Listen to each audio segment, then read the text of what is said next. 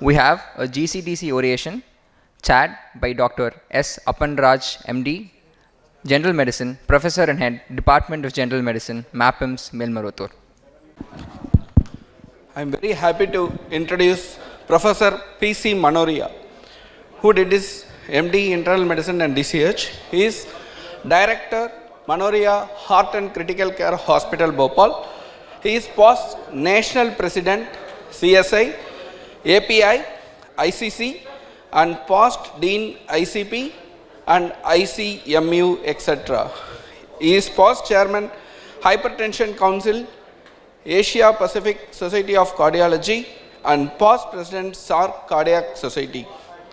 He is going to talk about heart failure, a 360-degree panoramic view. Over to you, sir. I now like to request Dr. S. Appanraj, sir, to felicitate Professor P.C. Manoria with a GCDC oration medal.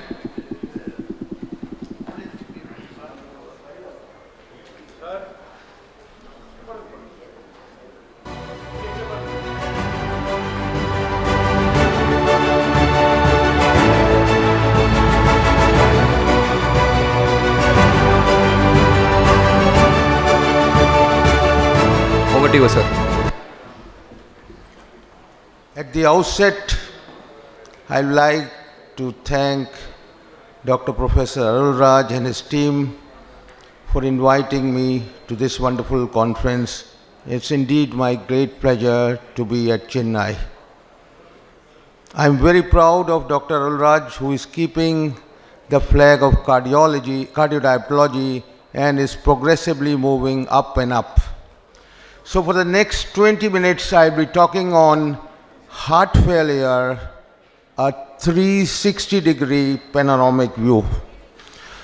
The last couple of years has witnessed a sea change in heart failure, both in terms of enhanced understanding and in the availability of a panoply of new therapeutic options. The first big message is that the 4 foundational drugs, as you can see on the screen, has kicked off a new era of drug revolution in heart failure, which was never seen before. And all these 4 drugs are categorized as GDMT, guideline directed medical therapy for heart failure.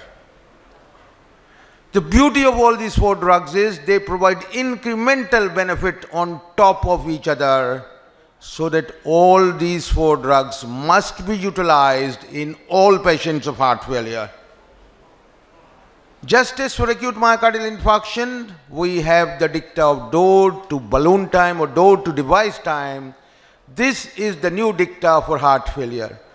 Door to GDMT time, which means try to initiate all drugs at the earliest, all 4 drugs, and door to maximum dose GDMT time.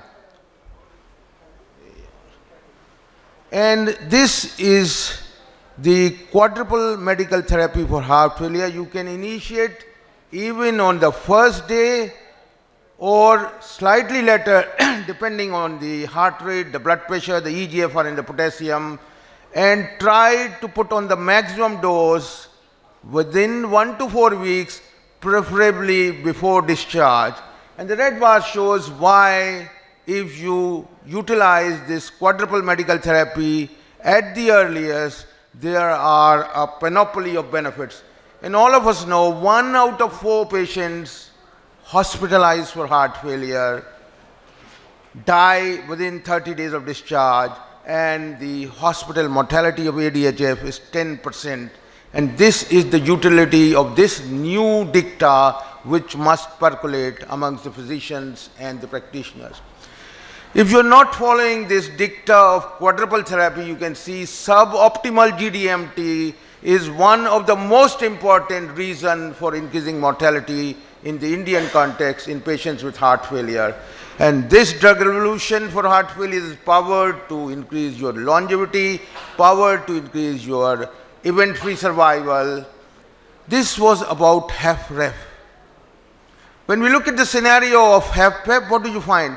Prior to 2021, HFpEF was considered to be an orphan disease, and all trials with HFpEF have not shown any improvement in the primary endpoint. But it was only in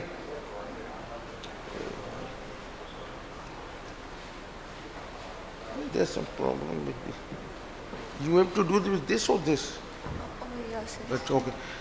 2021 came with a breaking news when the Emperor trial was presented, and the trial shows positive outcome, and EMPA became the first drug to improve outcome of HFpEF. And 2022, this year, we had the DELIVER trial, which has shown similar results.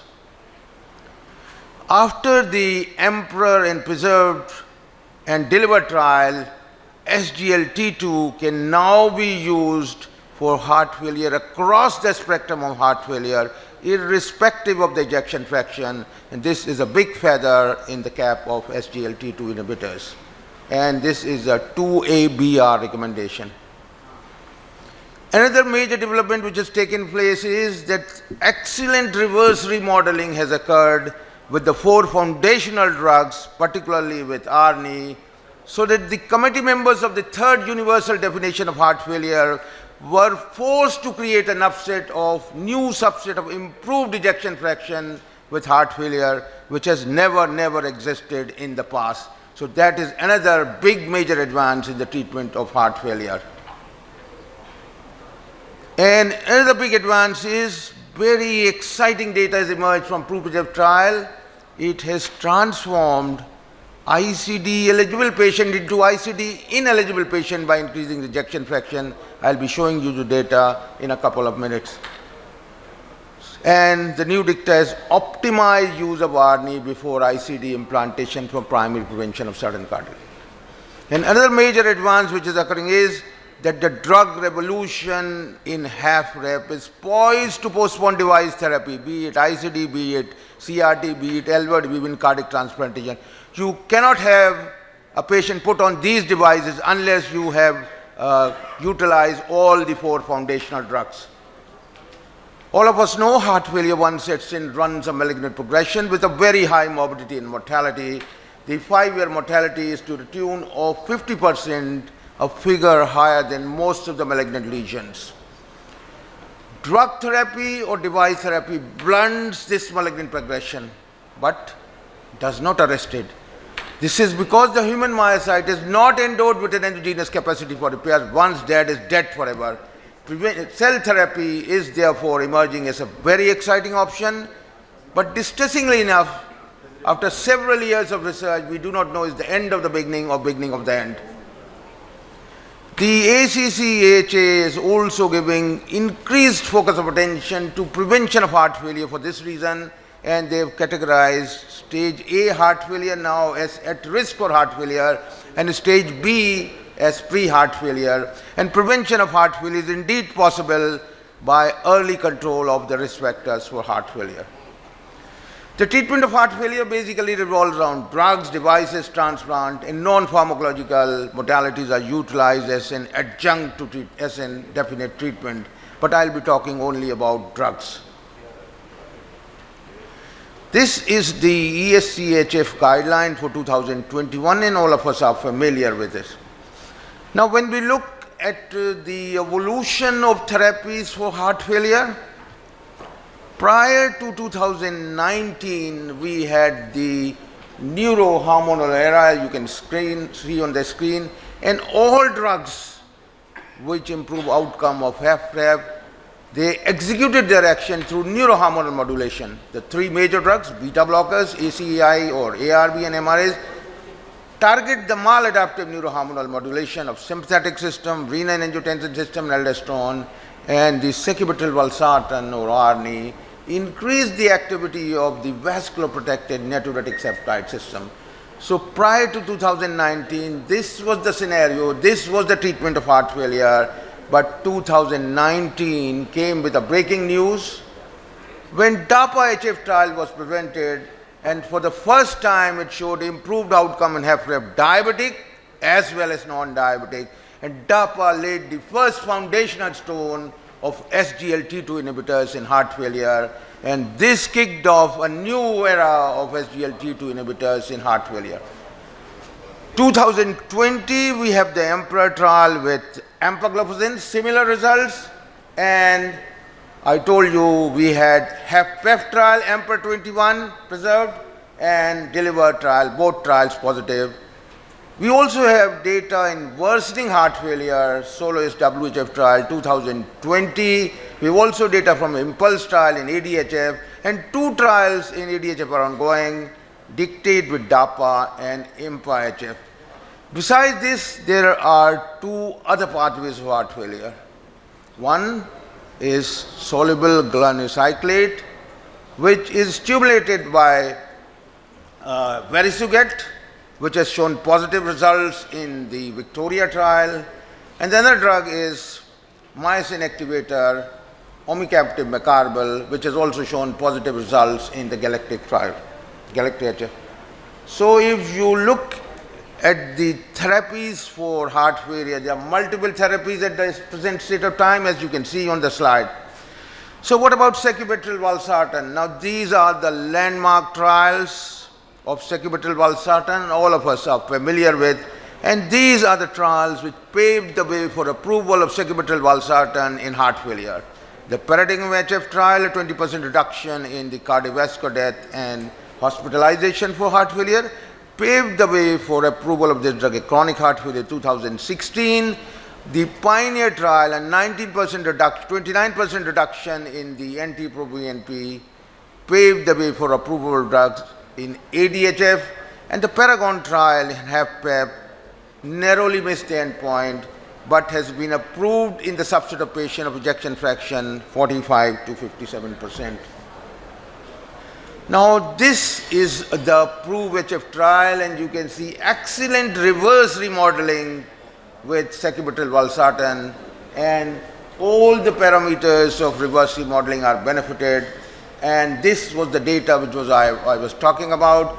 613 patients, ejection fraction less than 35, all were suitable for ICD implantation because less than 35 VF is the parameter. After 6 months, as you can see, 32% their ejection fraction became more than 35% and they become ineligible for ICD, and after 1 year 61% became ineligible for ICD because ejection fraction is more than 35. So this is a drug which is likely to create wonders. The necessity of ICD may be obviated because of marked reverse remodeling which we have never seen in the past to this degree. Reverse remodeling did existed, but not to this. And you can see, look at the rise in ejection fraction, 6 months, 5%, at the end of it maybe to the tune of 10% or even more. And this is indeed very, very rewarding. So the new message for ICD implantation for the device cardiologists: optimize the use of ARNI before ICD implantation for primary prevention of sudden cardiac death. SGLT2 inhibitors, Dr. Ulraj gave a wonderful talk. We consider a panacea for heart failure and boon for CKD. And they have completed the whole cardiovascular continuum. You have trials in primary prevention, secondary prevention, HFrEF, HFpEF, ADHF, and no single molecule has ever shown positive outcome in all the cardiovascular continuum. And they also slow down the trajectory of CKD, and we have all the 3 trials for CKD. The upper top panel represents HFrEF, the lower HFpEF. All 4 trials have been positive. So far as hospitalization for heart failure is concerned, class effect, renal benefit, class effect, improvement in quality of effect, class effect, mortality data, there is some discrepancy. And if you look at the meta-analysis for hospitalization for heart failure, across the board, whatever may be the subset patient, decreased hospitalization, the benefits occurs very early. And if you minimize hospitalization for heart failure, this is indeed a great achievement, because every hospitalization, every rehospitalization takes the patient closer to death. We also have trial in ADHF. This is the IMPULSE trial, all of you are aware of it, and the sotagliflozin trial in decompensated heart failure has also shown positive results. This is the primary endpoint of soloist. The pooled data of both the trials, SCORED and SOLIST, in HFrEF, HFpEF, and the SCORED trial also showed decrease in MI and stroke, which was unbelievable. What has occurred, and explanation needs to be provided. They improved the quality of life, which is another big achievement of these drugs. The mechanism of SGLT2 inhibitors are diverse. There are so many, it's difficult to pinpoint, and I'm not going to give you the mechanisms of benefit. They also decrease interstitial edema, which is unique to SGLT2 inhibitors, and they can be used across the cardiorenal continuum. Important message is, if you are treating heart failure and CKD should never be treated alone, because there's a close cross connect between them. And don't forget, the cardiorenal continuum should be addressed. Targeting kidney triggers benefit for heart failure. All trials except Emperor preserved improved renal outcome, and as you can see, you can postpone dialysis for 15 years, which is indeed a great achievement. And these are the 7 reasons which cardiologists must focus on kidneys while treating heart failure. Somehow they don't focus on kidneys. This is the ESC and the ACC, and you can see HFrEF class 1 indication, mid-range 2B, and HFpEF 2ABR. So most of the SGLT2 inhibitors have been approved. Victoria trial was done with vericiguat. It directly stimulates the soluble guanylate pathway, increased the levels of cyclic GMP, which is vasculoprotective and also provide protection to the myocyte, 5,000 patients, and a 10% reduction in the primary endpoint driven by decreased hospitalization for heart failure, and the NNT you can see is only 24%. Omecamtiv mecarbil, myosin activator, has also shown positive results in the GALACTIC-HF trial, 8% improvement in the primary endpoint driven by decrease in the HF events. Never forget iron deficiency in heart failure, which is rampant, and iron therapy should be considered the 5th pillar of heart failure. Never forget vaccination with influenza and pneumococcal, because they have shown improved outcome.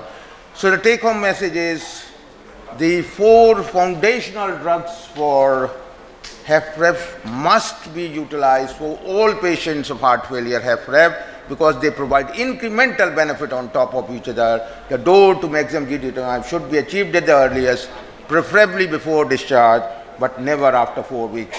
The physician inertia should be minimized and the patient motivated for long-term polypharmacy to improve the survival. The 4 foundational drugs are poised to postpone device therapy and even cardiac transplantation. Heart failure runs a malignant progression, and all therapies should be escalated to target dose unless side effects preclude their use. One should not think of de-escalating therapies, because heart failure is never stable and always potentially dangerous. And HFpEF no longer remains an orphan disease. The Emperor preserved, the DELIVER trial has shown positive outcome with EMPA and DAPA, and ACC has given a 2ABR recommendation. In heart failure, always remember, the whole cardiorenal continuum should be targeted, never heart failure alone or kidney failure. Targeting CKD triggers benefit for heart failure. Vericiguat is a new weapon for worsening heart failure, has been approved for clinical use, shortly going to be available in India. Omecamtiv is not yet approved. And iron therapy, don't forget, and vaccination, never forget. And last big message is, prevention of heart failure has emerged as a very important agenda in heart failure, because heart failure once sets in, it runs a malignant progression. The human myocytes are not endowed with an angiogenous capacity of repair, and this should be executed as far as possible, and is easily possible by control of risk factors at the early stage. Thank you very much for your kind attention. Thanks, Dr. P.C. Manoria, sir, for giving a wonderful talk on GCDC oration, and you have given a 360-degree view of heart failure by emphasizing about the foundational drugs, as well as how kidney and these are connected, and how to start it even in the hospitalized state, and how to titrate it to the maximum level, and there should not be any de-escalation. Thank you, sir. I would like to thank Dr. Manoria sir for this wonderful talk, and I would also like to thank Dr. Apanraj sir for chairing this session.